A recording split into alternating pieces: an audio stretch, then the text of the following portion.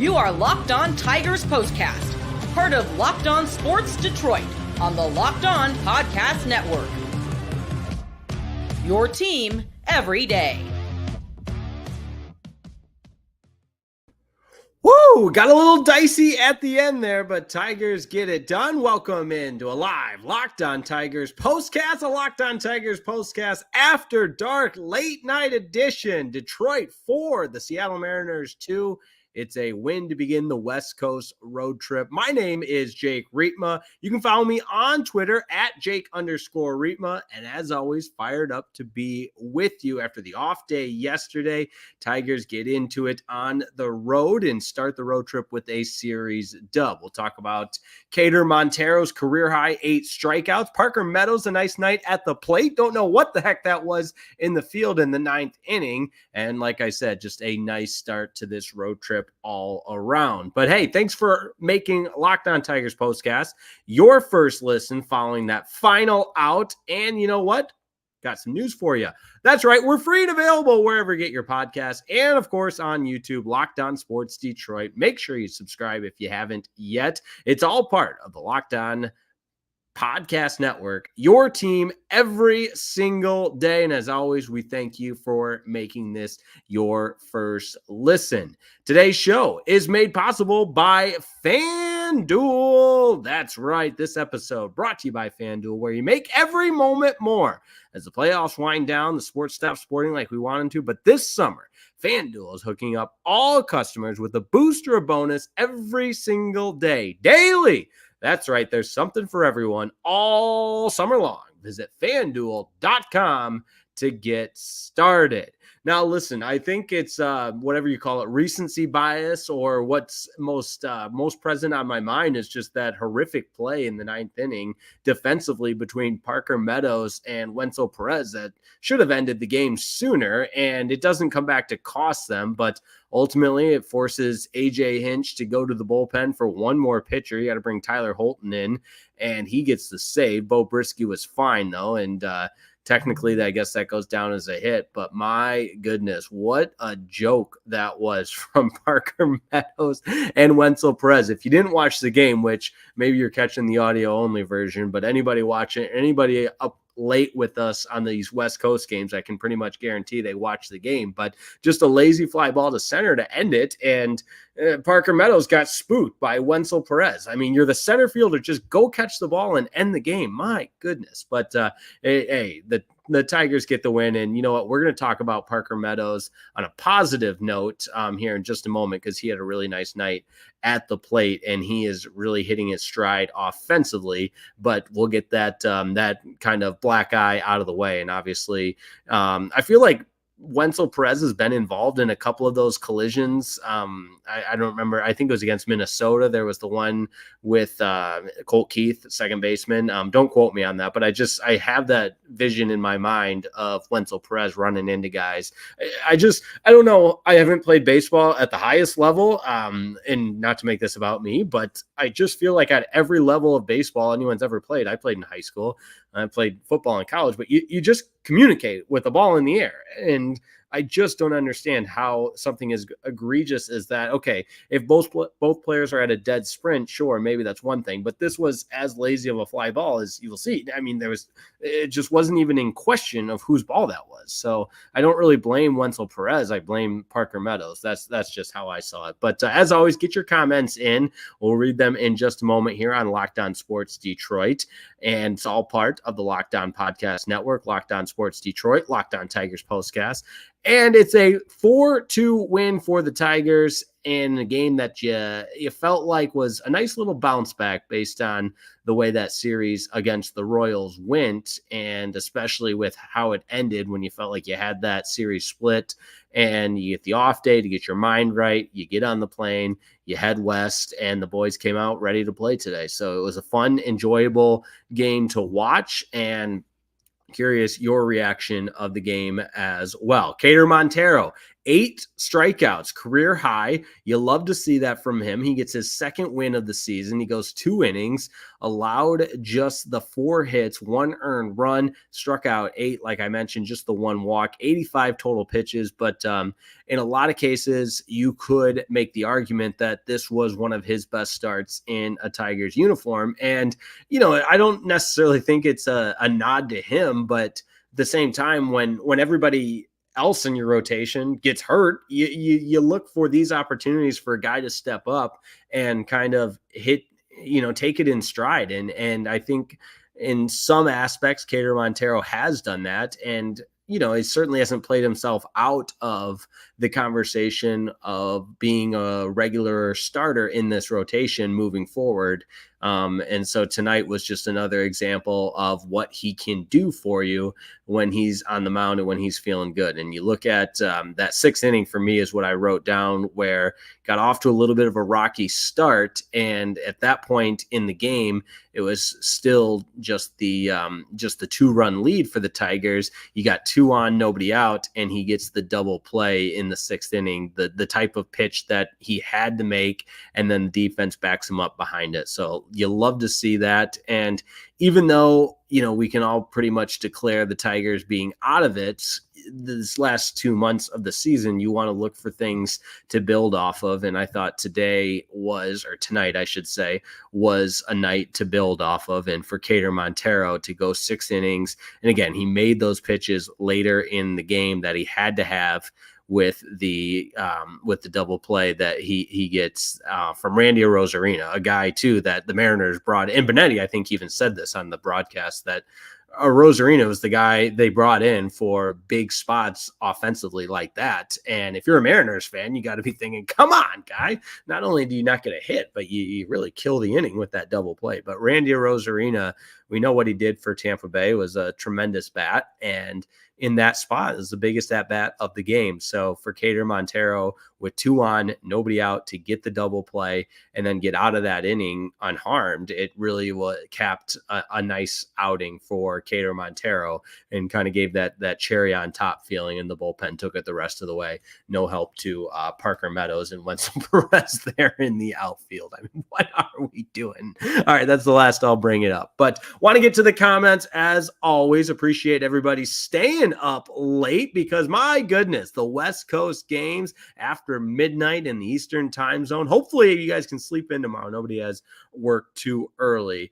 We'll start with Dennis, keeping it simple. I like it. Go Tigers. All right. Gareth Ridings here. Great win. What are the Tigers' chances of winning the series? Well, hey, Tarik Skubal goes tomorrow, and he's a Seattle guy and from that part of the country, and I'm looking forward to seeing Johnny Kane's piece about him and his high school days in the Seattle area and Seattle University, and learning a little bit more about Tarik Skubal. And so, hey, we'll see if he can put his best foot forward and take the first 2 of the series for the Tigers, which would be a nice series win. Demetrius McNeil, the Astros were 1 out away from their second no-hit of the year. White Sox just end their 21-game losing streak. The other hand, how good was Keider Montero? Yeah, we got a lot going on in the bigs tonight, and I was watching Framber Valdez for the Astros because he's on my fantasy team, so I would have liked that no-hitter from Framber Valdez, but to no avail. Corey Seager has been on an absolute tear, 5 home runs in 5 games. I think that's his 24th of the year, and he missed significant time with the injury. So Corey Seager was the one that broke up the no-hitter for the Rangers, but the Astros still get the win. And the Astros got to be loving the Tigers because they beat the Mariners tonight, obviously. And this isn't a Locked On AL West postcast, but that's going to be a fun race to keep an eye on. Rangers, as we know, were buyers at the deadline, obviously, with Andrew Chafin and Carson Kelly, although they did trade Michael Lorenzen. So kind of an interesting equation there for the defending World Series champions. All right. Jim, NFL 7 was wondering when the White Sox would finally win. Yep, they get it done in Oakland, the Coliseum. That's a whole nother story in baseball. And we complain about our owner Chris Ilitch quite a bit. I know I do on this program, because he doesn't spend any money, but I guess it could be worse. We could be the Athletics with Fisher as their owner. So I won't complain on that. Brandon Lyons, you must be ready for football instead of covering this sorry excuse of a team Chris Ilitch keeps putting out there. Speaking of sometimes you just gotta laugh. Speaking of sorry owners, that's tough. I've said it a couple of times on this program, but hey, we're all friends here. I am really excited for football season. Locked On Lions postcasts are going to be electric. Matt Derry, good friend of mine, does such a tremendous job with Locked On Lions on the daily, and it'll be fun to tag team the Lions coverage. Although if you watch today, my goodness, all the fighting with the joint practice at the Lions and Giants game practice. And I know I'm getting distracted. I apologize, but I hate to see that. It's such a waste of time and energy and efforts to just fight the opposition in a practice setting. You're there to rep, you're there to do drills, you're there to hit an off-color uniform between the lines of the game, and just the fighting BS is just exactly that. I think it's BS, and it's such a negative, adverse effect on the production of what a joint practice should be. I get scuffles are going to happen, and it's going to be chippy, sure, but the all-out brawling, the Kirby Joseph and Malik Neighbors stuff today, it's just, why? Okay, enough Locked On Lions postcast. Back to the Locked On Tigers postcast as they beat the Seattle Mariners 4-2. But hey, it's late night. We kind of lax the rules a little bit when it's late night Locked On Tigers postcast, and they're on the West Coast right now. What was going on with Meadows letting the ball drop? Yeah, just a brutal display of poor fielding, inability to take charge as the center fielder. That's the only rationale you can provide. Like I said, we're going to talk more in the next segment because he had a great day at the plate, Parker Meadows, that is. And I do think, and I'm coming around believing in Parker Meadows. If you would have told me at the beginning of this season that he's going to be a guy that you start to put serious thought into him being a part of the future, I probably, and I do this often, my apologies, but I get a little bit too reactionary, and you let it play out the full length of the season. Benetti talked a little bit about how unfortunate that injury was that he suffered in the series against the Cincinnati Reds right before the All-Star break, because he was playing so well, and it was almost like you could visibly see in his body language the enhanced confidence, and I think he's getting back to that at this point in the season as well. All right, I've gone way too long on this first segment. We'll get to the other comments here on Locked On Tigers postcast, and we'll talk more about Keider Montero and Kerry Carpenter, rehab start in AAA Toledo earlier this evening. So don't go anywhere. That's all coming up next on the Locked On Tigers postcast.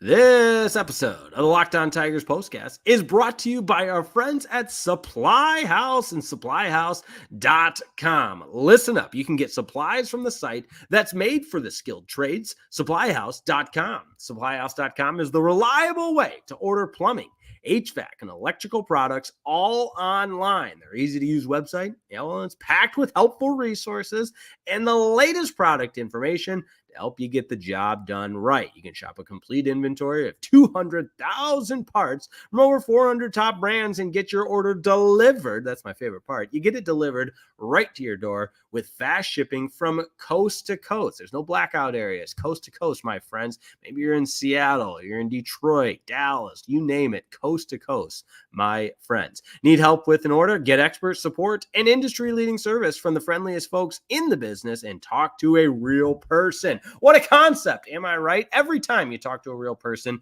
and they are, in fact, the friendliest folks. Pros in the skilled trades can get a competitive edge by joining supplyhouse.com's free Trade Master program. Every Trade Master gets access to a dedicated phone line, free shipping, and discounts on every order. So join the thousands of trade pros already benefiting from their free membership at supplyhouse.com/TM and order plumbing, HVAC, and electrical supplies from anywhere with just a few clicks at supplyhouse.com.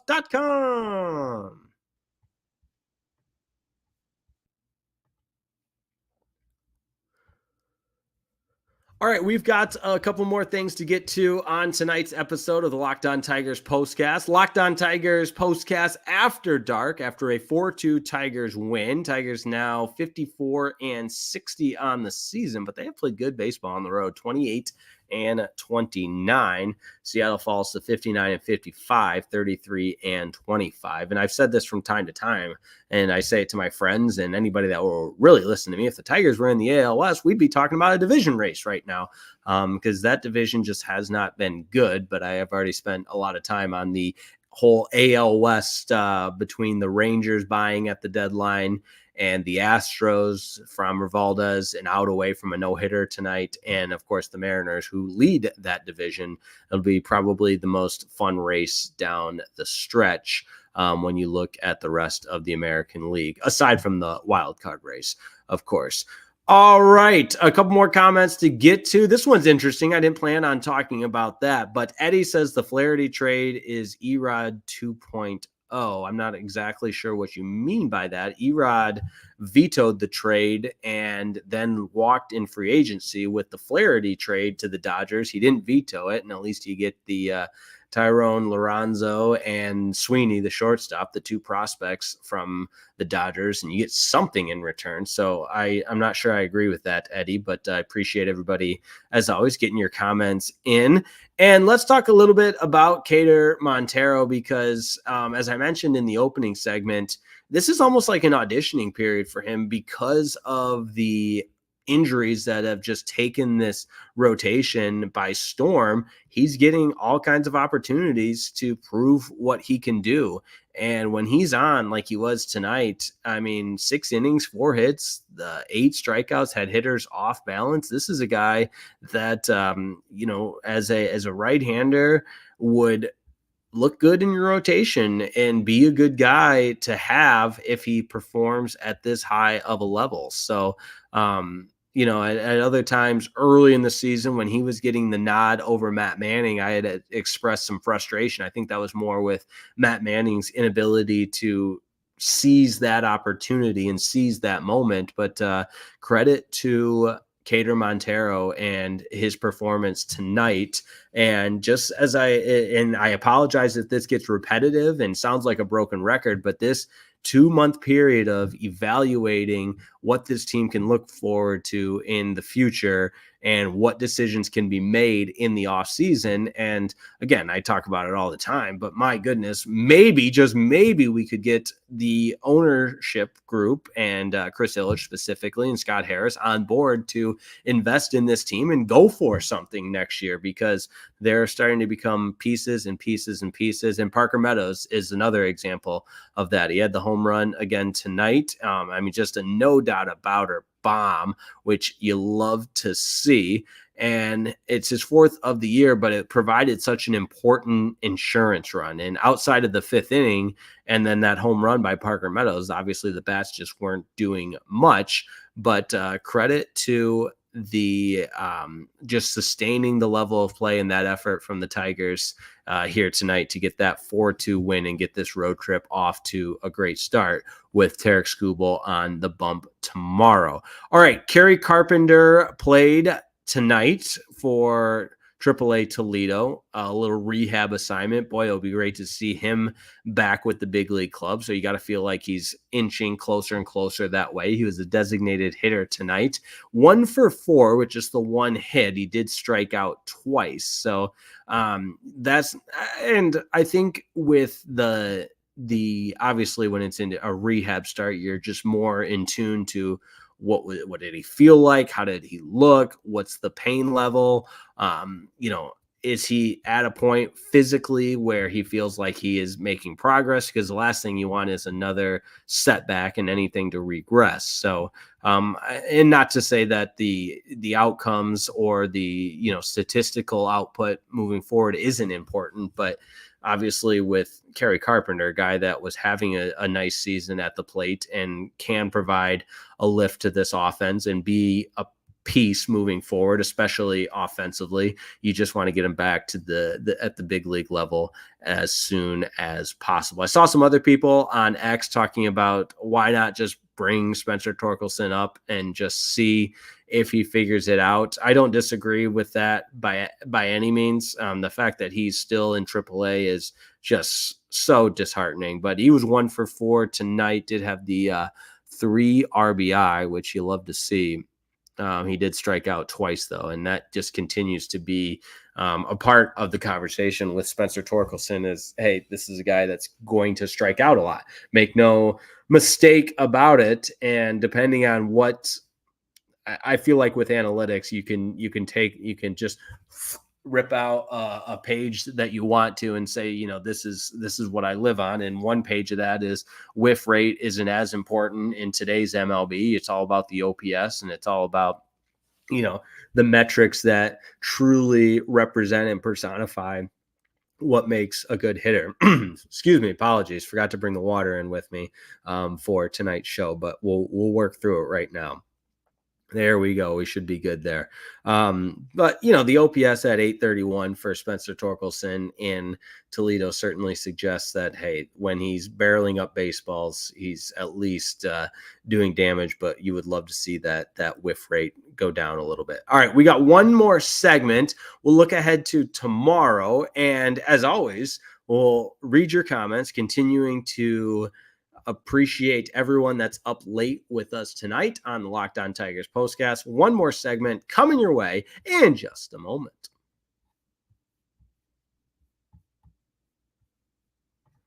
Hey, Locked On Tigers postcast. Well, it's brought to you by America's #1 sportsbook, FanDuel. We love FanDuel for a lot of reasons. Probably at the top of the list, you can rest assured that FanDuel is the official sports betting partner of Major League Baseball. You don't get that title by accident. That's right. And don't worry, we've got all kinds of excitement going on in Paris. So get in on the action in these summer games. Go to FanDuel.com, get some live odds on what's going on across the pond. And you know what? Because FanDuel loves you and they care about you, don't worry. They're going to keep the sports going this summer. They've got something for every single customer, hooking up all customers. So if you tune out on the FanDuel because it's only for new customers. No. This is for all customers every single day. There's some kind of boost or bonus daily. That's right. Something for everyone every day, all summer long. So head over to FanDuel.com and start making the most out of your summer. FanDuel is the official sports betting partner of Major League Baseball. Live odds always available at FanDuel.com.